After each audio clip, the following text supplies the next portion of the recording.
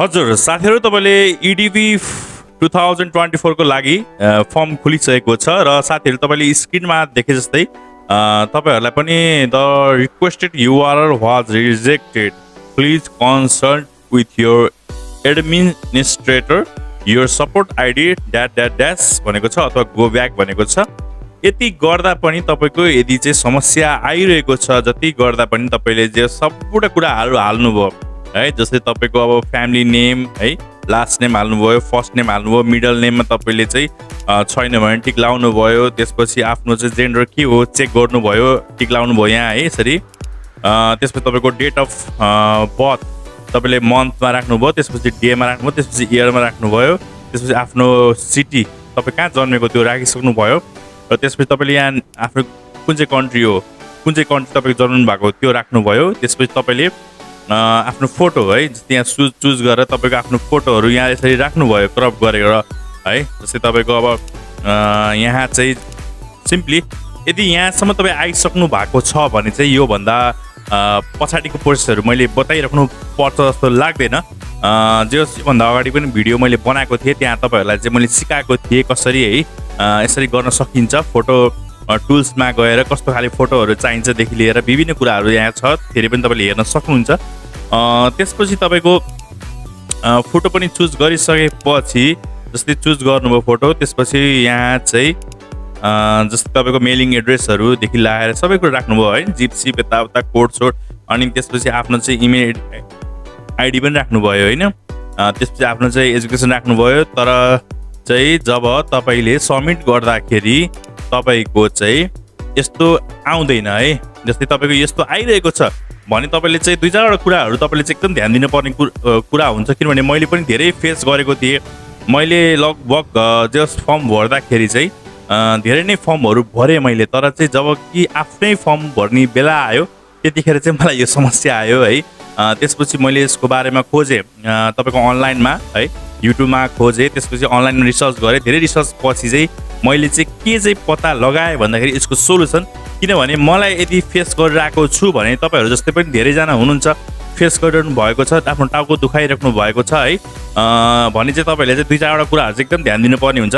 के छ भन्दाखेरि तपाईहरुको कुकीजहरु जस्तै तपाईको हिस्ट्रीहरु यो चाहिँ क्लियर गर्न पर्ने हुन्छ।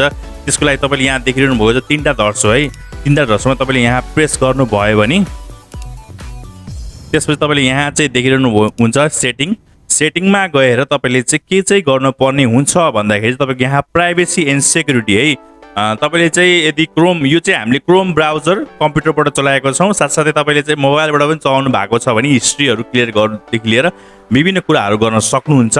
र यदि तपाईले अरु ब्राउजर चलाउनुहुन्छ भने त्यहाँ पनि तपाईले यस्तै फर्दर प्रोसेसहरु गर्न सक्नुहुन्छ। त्यसको लागि सर्वप्रथम तपाईले गर्नुपर्छ यो चाहिँ अब तपाईको आफ्नो ब्राउजरमा है प्राइभेसी एन्ड सेक्युरिटी। त्यसपछि तपाई यहाँ गइसकेपछि तपाईले यहाँ चाहिँ देखिरहनु हुन्छ cookies and other site data भनेर, यसमा तपाईले सिम्पली क्लिक गर्नु होला। यो जुन एरो छ यसलाई यहाँ क्लिक गरेर हुन्छ, यहाँ डबल क्लिक गर्नु भयो भने पनि तपाईलाई चाहिँ एउटा यस्तो खाले एउटा चाहिँ इन्टरफेसमा आउँछ है। त्यसपछि तपाईको आफ्नो चाहिँ यहाँ तल आउनु होला है। त्यसपछि तपाईले see all site data and परमिसनमा यसमा क्लिक गर्नु होला है। लाग्न सक्छ यो चाहिँ तपाईको पुरानो प्रोसेस हो, तर चाहिँ धेरै प्रोसेसहरु छ। यो चाहिँ तपाईले चाहिँ स्किप नगरिकन अन्तिमसम्म हेर्नु भयो भने आशा छ मैले यस्तो तपाईले दुःख पाउनुहुन्न भनेर, किनभने मैले चाहिँ तपाईहरुलाई पनि हेल्पफुल होस् भनेर यो भिडियो लिएर आएको छु। र साथीहरु जो जति साथीहरु यस युट्युब च्यानललाई पहिलोचोटि भिजिट गर्दै हुनुहुन्छ भने हाम्रो यस्तै भिडियो हेर्नको लागि हाम्रो यस युट्युब च्यानल सब्स्क्राइब गर्नु होला र साथसाथै साइडमा रहेको बेल आइकनलाई पनि प्रेस गर्नु होला है। त्यसो तपाईले यहाँ सर्चमा गएर तपाईले अब कुन चाहिँ वेबसाइट खोल्दा यस्तो प्रब्लम आएको हो, जस्तै तपाईको अब यो वेबसाइट खोल्दा प्रब्लम आएको छ है, यसलाई सिम्पली तपाईले क्लिक कन्ट्रोल सी गरेर कन्ट्रोल भी गर्न सक्नुहुन्छ, अथवा तपाईले सिम्पली यहाँ गएर कन्ट्रोल पेस्ट गर्न सक्नुहुन्छ। त्यसपछि यहाँ तपाईले देखिरहनु भएको छ 1252B रहेको छ 14 वटा कुकीज रहेछ, यसलाई सिम्पली डिलिट गर्नु होला। डिलिट गर्न चाहिँ यहाँ यस्तो खाले एउटा इन्टरफेस आउँछ, clear site data and permission for state all यो अन्डर इट भनेको छ। त्यसपछि यसलाई क्लियर गरिदिनु होला। यो क्लियर गरिसकेपछि तपाईले अर्को पनि एउटा कुरा के गर्न सक्नुहुन्छ भन्दाखेरि चाहिँ तपाई चाहिँ ब्याक जानु होला। त्यसपछि फेरि यहाँ पनि ब्याक जानु होला। अनि त्यसपछि तपाईले यहाँ चाहिँ के गर्न पर्ने हुन्छ भन्दाखेरि चाहिँ तपाईले फेरि एकचोटि ब्याक जानु होला। त्यसपछि तपाईले यहाँ क्लियर ब्राउजिङ डाटा है, जस्तै तपाईको अब चाहिँ यो बेसिक यहाँ छ, एडभान्स छ है। जस्तै तपाईले अब यहाँ बेसिकमा गएर यसमा एक्चुअली गरेर क्लियर डाटा पनि गर्न सक्नुहुन्छ सिम्पली है।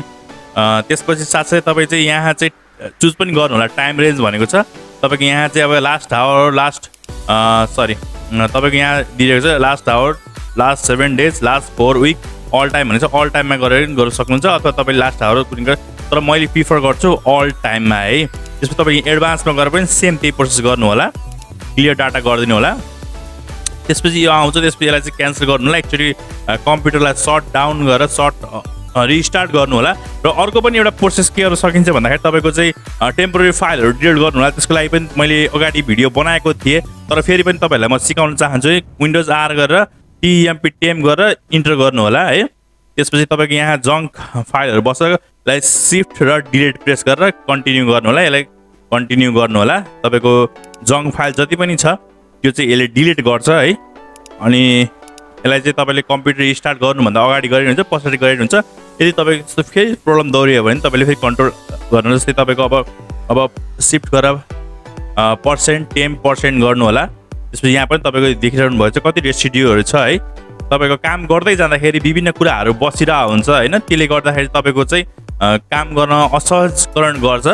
त्यो हिसाबले गर्दा तपाईँले चाहिँ यसमा चाहिँ एकदम ध्यान दिनुपर्ने हुन्छ यो भयो। त्यसपछि तपाईँले विन्डोज आर गरेर PREFETCH यो पनि तपाईँले सिम्पली क्लिक गर्न सक्नुहुन्छ है। कन्ट्रोल ए गरेर सिफ्ट डिलिट गर्नु होला। तपाईँको चाहिँ यो सम्पूर्ण कुराहरू यसले डिलिट गर्छ नचाहिने रेसिड्युहरू। त्यसपछि विन्डोज आर गर्नुहोस् CLEN क्लिन MGR गर्नुहोस्। त्यसपछि यहाँ सिम्पली गर्नुहोस् है। त्यसपछि तपाईँले यहाँ सम्पूर्ण टिक लाएर है तपाईँले चाहिँ सिम्पली यहाँ चाहिँ क्लिन अप सिस्टम गर्न सक्नुहुन्छ यसलाई। त्यसपछि तपाईँको ओके गर्नु होला।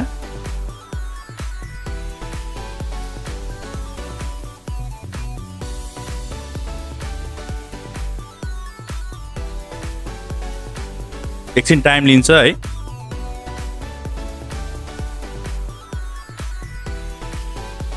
अनि फेरि विन्डोज आर गरेर अर्को काम गरौँ RECENT रिसेन्ट गरेर ओके गर्नु होला। यसले गर्दा चाहिँ तपाईँको चाहिँ के हुन्छ भन्दाखेरि चाहिँ तपाईँको जुन चाहिँ छ टेम्पोरेरी फाइलहरू जुन ऱ्याममा बसिरहेको छ तिनीहरू चाहिँ सबै रिसेट हुन्छ। त्यसपछि तपाईँले चाहिँ सिम्पली यिनीहरूलाई चाहिँ तपाईँले क्यान्सल गरेर अगाडि बढ्न सक्नुहुन्छ। यसलाई पनि क्यान्सल गर्नुहोस् है। अब मैले पनि यसलाई क्यान्सल गर्छु। त्यसपछि फेरि तपाईँको चाहिँ अब एकचोटि रिस्टार्ट गर्नु होला। फेरि तपाईँले आफ्नो ब्राउजर खोल्नु होला। त्यसपछि ब्राउजरमा db-state.program.u गर्नु होला। अनि त्यसपछि तपाईँको यहाँ चाहिँ एउटा चाहिँ अब इन्टरफेस आउँछ जहाँ चाहिँ तपाईँलाई क्याप्चा सल्भ गर्न भनिएको हुन्छ। त्यो चाहिँ तपाईँले सल्भ गर्नुपर्ने हुन्छ। म चाहिँ आफ्नो क्याप्चा सल्भ गर्न गएँ।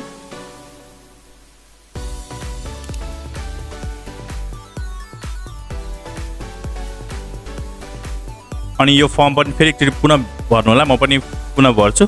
हजुर तपाईँले सम्पूर्ण फर्महरू फिलअप गरिसकेपछि तपाईँले यहाँ देखिरहनु भएको छ सम्पूर्ण फिलअप भएपछि तपाईँले यहाँ चाहिँ कन्टिन्यू गर्नु होला। हजुर तपाईँले यहाँ देखिरहनु भएको छ अघिसम्म जब कि तपाईँको यहाँ चाहिँ के भनेको थियो भन्दाखेरि चाहिँ रिजेक्टेड आइरहेको थियो तर अहिले चाहिँ तपाईँले सिम्पली यो चाहिँ फर्मेटमा आएको छ। यो चाहिँ मैले डेमो गरेको छु है। सम्पूर्ण कुराहरू यसरी तपाईँले गर्न सक्नुहुन्छ किनभने मैले लाइभ प्रुफै देखाएको छु।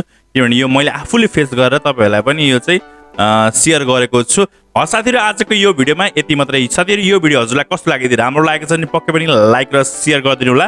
यदि तपाईँलाई अझै पनि समस्या आएको छ भने कृपया मलाई चाहिँ इन्स्टाग्राममा मेसेज गर्नु होला अथवा तपाईँले चाहिँ मेरो फेसबुक पेजमा पनि तपाईँले कन्ट्याक्ट गर्न सक्नुहुनेछ र कमेन्ट पनि गर्न सक्नुहुन्छ। मैले चाहिँ यहाँ चाहिँ स्क्रिनमा मैले मेरो इन्स्टाग्राम आइडी राखिदिनेछु त्यहाँ सिधै तपाईँले कन्ट्याक्ट गर्न सक्नुहुनेछ र मैले मेरो फोन नम्बर पनि राखिदिन्छु। मेरो वाट्सएप छ तपाईँले चाहिँ मलाई मेसेज गर्नु होला अफिस टाइममा है। साथीहरू आजको यो भिडियोमा यति मात्र। साथीहरू यो भिडियो हजुरलाई राम्रो लाग्छ भने लाइक र सेयर गरिदिनु होला। यदि यस्तै भिडियो हेर्न मन छ भने हाम्रो यस युट्युब च्यानललाई सब्सक्राइब गरिदिनु होला र आगामी दिनमा यस्तै भिडियो ल्याउने बाचाको यस भिडियोबाट म सन्दीप लगायत मेरो समस्त टिम बिदा लिन चाहन्छु। हस्त नमस्ते, जय नेपाल, बाबा।